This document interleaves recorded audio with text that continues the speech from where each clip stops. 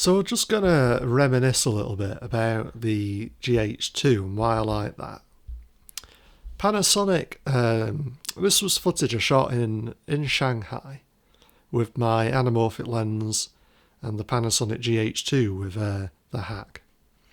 So when this camera came out, it was quite unique really. You couldn't really get any other mirrorless cameras, especially not ones that shot video as good as this. And mirrorless had all these advantages at the time over DSLRs for video especially, which people at first were not that keen to embrace. I think most people shot Canon 5D Mark II, 70D, 7D, and the image was nowhere near as good as this, and the ergonomics were dreadful.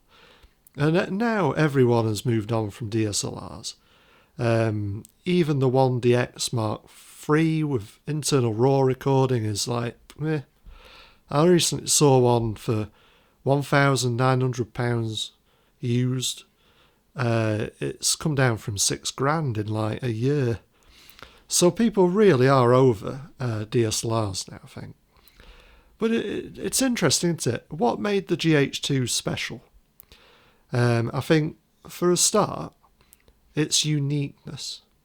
There was really nothing like it. Secondly, its kind of compact size. It was very, very cute, very light, very direct in the control scheme, very responsive, and it came in different colours. Now, you look at the S5 Mark II now, and you compare it to, say, the Sony A7 cameras. It looks pretty much identical.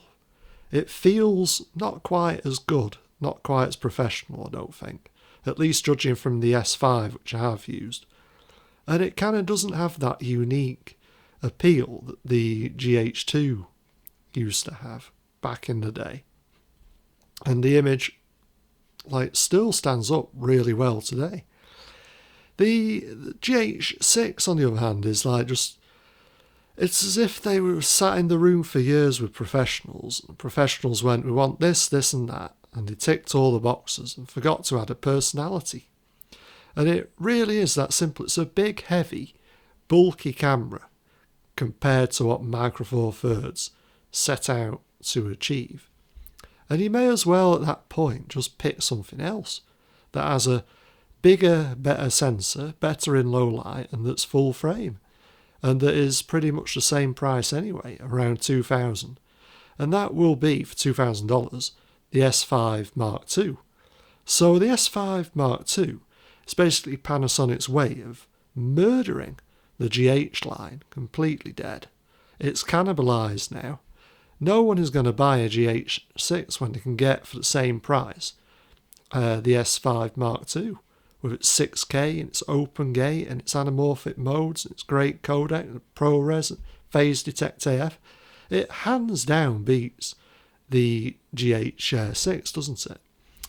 Now I think this is a problem, because if Panasonic want to gain market share from Sony and Canon and Nikon and Fujifilm, then they really need to start getting those customers to switch over to Panasonic, because there's no use just turning up every 4 years with a new camera and selling it to your old existing customers. You need new customers.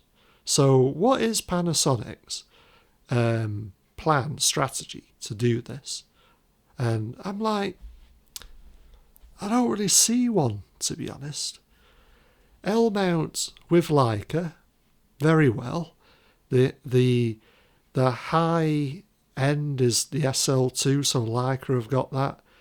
Panasonic S1R competes against that. It's a bit of a mess. You're sharing a lens mount with Leica, but Leica is eating your lunch at the same time. And now with the S5 Mark II, I just don't see the appeal for Sony users to switch. Because if you're a Sony user, you've got lots of E-mount lenses, then you can buy an adapter for E-mount for the Nikon Z cameras, and the lenses work perfectly on it, and the autofocus works perfectly on it, and You can even autofocus manual focus lenses, the Leica M autofocus adapter. So clearly that ecosystem, with all these adapters, all these existing lenses, Sigma lenses as well, is more attractive on E-mount than it is on L-mount, because if you buy a Sigma lens for E-mount, you can use it on Sony and Nikon. But if you, to its full capabilities, but if you buy it for L-mount, you can use it on Panasonic and Leica, and then the Sigma FP series. Now, why would you do that? I mean, it's not really switching, it's just staying within the same system, whereby if I was a Sony user wanting to switch to Nikon, or a Canon user wanting to switch to Sony, then I would just simply take my lenses with me. If I was a Canon user, I'd take my EF lenses, use them on Sony. If I was a Sony user, I would take my E-mount lenses and whatever else I have and put them on a Nikon Z series camera. So the problem for Panasonic is they need to find a way to get people to switch without selling all their existing lenses and buying a load of Panasonic lenses. That has to be a gradual process. Even for pros, with all their money, they still have a huge investment in glass, which would need to be swapped over.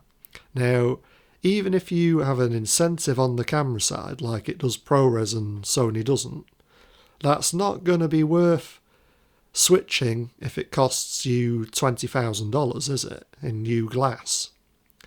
So just food for thought for Panasonic. I want the S5 Mark II to be successful, and it isn't a pro camera. It is just a very good value for money, mid-range camera. And I'm sure the more pro cameras that Panasonic will bring out later, like the S1 Mark II, if that's coming, or the S1H Mark II, with phase detect AF, will be very, very competitive with the high-end cameras like Sony A1 and Nikon Z9.